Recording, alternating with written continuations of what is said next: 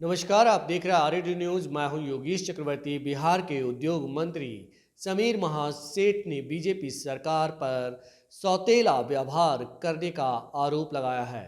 इतना ही नहीं, समीर महासेठ ने बिहार के मौजूदा सांसदों के कामकाज पर भी सवाल उठाया है और कहा है कि बिहार की जनता को भी उन्हें जवाब देना होगा, क्योंकि राज्य में उद्योग लगाने में ये सांसद मदद नहीं कर रहे हैं।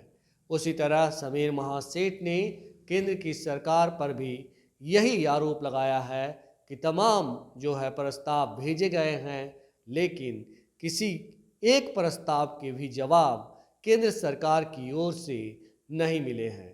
तो समीर महासेठ न सिर्फ केंद्र सरकार को बल्कि बिहार के जो एमपी हैं, सांसद हैं, उन्हें भी लपेट रहे हैं और कह रहे हैं कि आपकी भी कुछ जिम्मेदारी बनती है।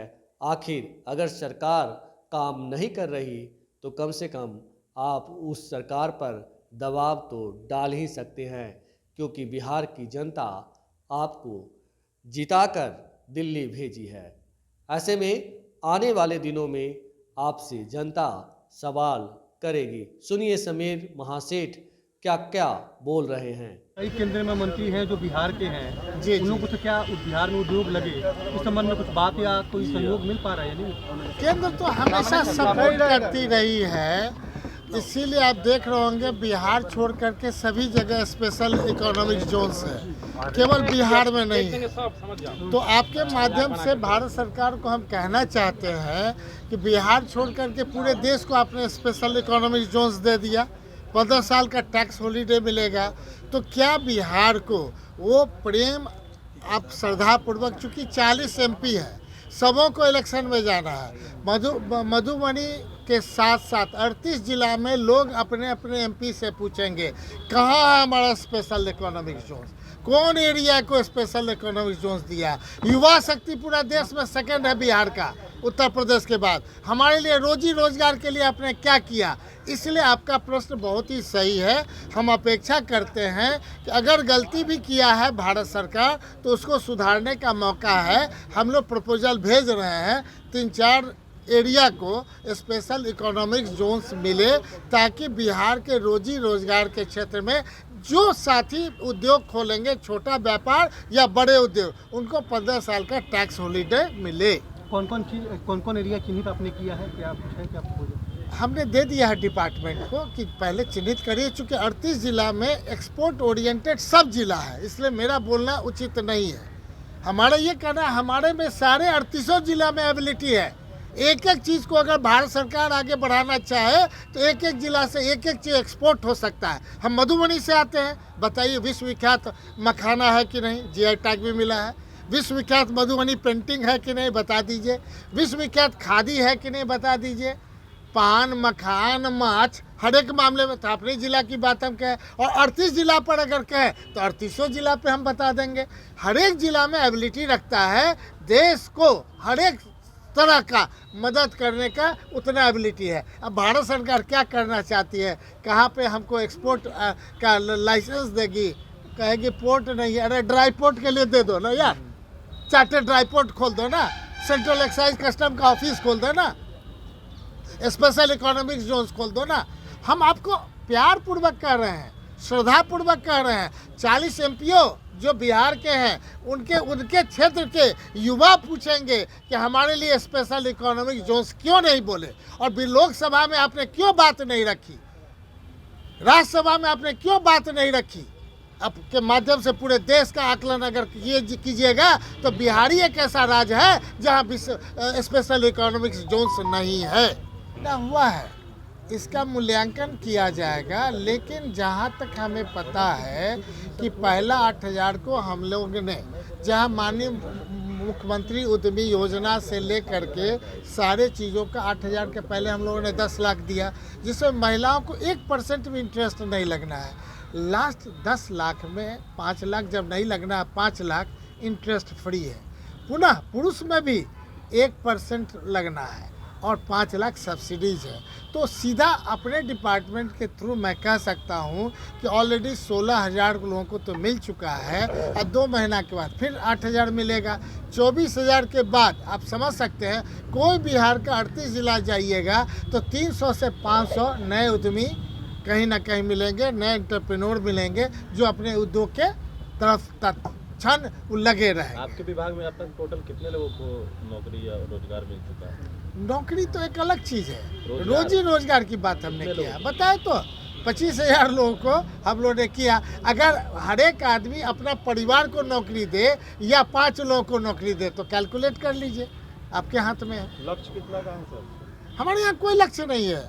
हम अपना जिला में 10,000 रखेंगे तो 38 जिला रख लीजिए तो लक्ष्य वही रहेगा। अरे प्रधानमंत्री जी से थोड़े कम हम लोग हैं, उनसे भी ज़्यादा सपना दिखाएंगे लोगों को। जब झूठे बोलना है तो उसे बड़का झूठ बोल देंगे, क्या दिक्कत है? सपना पे ही जिंदा रहेगा, सपना ही पर जिंदा रहना है तो उसी पर है।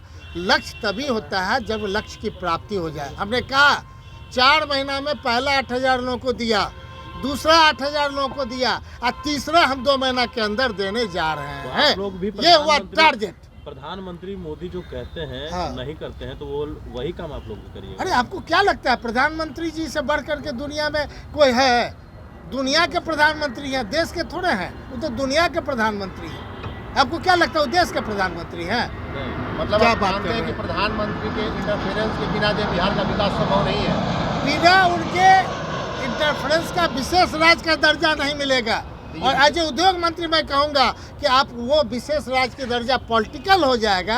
हम सिर्फ बिहार के युवा शक्ति के लिए हम स्पेशल इकोनॉमिक्स जोन्स की मांग करते हैं कि इतनी छोटी है कि इस पूरे राज्य में, पूरे देश में सब जगह है, बिहार को नहीं है। इतना आपके माध्यम से, ताकि आपके भी परिवार के 5 लोग को रोजी रोजगार मिल सके और आपके माध्यम से एक समुचित ऐसा वातावरण बने कि बिहार के 10 लाख लोगों को यही डिपार्टमेंट होगा कि रोजी रोजगार देने में सफल होगा। और एक प्रमुख मेरा सवाल है कि जी। ट्रांसपोर्ट को आप उद्योग मानते हैं कि नहीं? और तो ट्रांसपोर्ट तो हमने नहीं जितने भी पाया है। ट्रांसपोर्ट से जुड़े हुए लोग हैं काफी परेशान हैं आज के तारीख में, जो है जिन्होंने भी गाड़ी खरीदा है, और हमें जहाँ तक आइडिया है जी। कि अगर एक ट्रक कोई व्यक्ति खरीदता है तो कम से कम 10 परिवारों को जो है प्रतिदिन वो जो है भरण पोषण करता है जो है। लेकिन आज ट्रक मालिक परेशान है जो है। वही बात, वही और सही कहे बिहार आपने सरकार की कि गलत नीतियों की वजह से परेशान है। ट्रांसपोर्टर को अगर मान लीजिए जीएसटी से अगर हम पेट्रोलियम प्रोडक्ट को निकालते हैं, जैसे भारत सरकार ने कहा था 8%, 12%, 18% ही टैक्स लगेगा। अगर 35% अगर टैक्स ले रहे हैं पेट्रोलियम प्रोडक्ट पर तो वहीं से कम हो जाता है और पूरे बिहार में जो है जो ट्रांसपोर्टर को बड़ा फ़ायदा होता है। और मेरा मानना है कि हम हर एक जगह माननीय मुख्यमंत्री से भी बात करेंगे, माननीय उप मुख्यमंत्री से भी बात करेंगे कि अगर संभव हो तो उद्योग का दर्जा को और बढ़ाया जाए।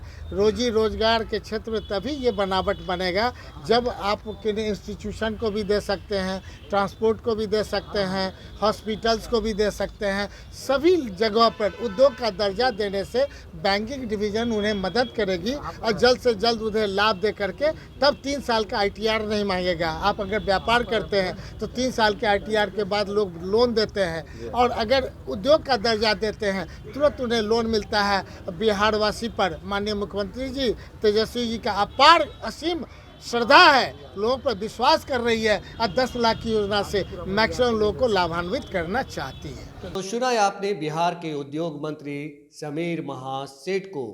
अब सुनिए बिहार के कानून मंत्री शमीम अहमद को, जिनका कहना है कि तमाम जो मुश्किलें हैं विधि विभाग में उसको निपटारा के लिए सरकार जी जान से जुटी है, विधि विभाग जी जान से जुटा है और बिहार में जो मामले लंबित हैं उसके निपटारे के लिए जल्द ही बिहार सरकार जो है पहले विधि आयोग में नई नियुक्तियां करेगा और उसके बाद स्पीडी ट्रायल कोर्ट लगाए जाएंगे। सुनिए शमीम अहमद को। राष्ट्रीय जनता दल के पार्टी ऑफिस में जो निर्णय लिया गया कि सुनवाई और कार्रवाई, तो यहाँ पे जिस दिन हम लोगों का आज मेरा और समीर कुमार महासेठ जी का उद्योग मंत्री जो उनका आज सुनवाई था, हम लोग ज़्यादातर लोग जो भी करवैथी आ रही है, कंप्लेन आ रहे हैं, सबसे ज़्यादा ज़मीनी विवाद से आ रहा है, राजस्व विभाग का आ रहा है। इसमें सबसे ज़्यादा दाखिल खारिज ये सब मामले आ रहे हैं ज़्यादा। और अलग अलग शिक्षा विभाग का भी था, स्वास्थ्य विभाग का था, सभी का हम लोग निष्पादन किए हैं, लेकिन सबसे ज़्यादा राजस्व विभाग का आ रहा है। न्यायालय में काफ़ी लंबित मामले हैं, तो इसको लेकर भी कुछ है क्या सर कि कब तक डिस्पोजल होगा, क्योंकि काफ़ी लंबित मामलों की संख्या काफ़ी बढ़ती जा रही है। इसके लिए हम लोग बना रहे हैं, प्रोविज़न हो रहा है, इस पर भी कार्रवाई चल रही है।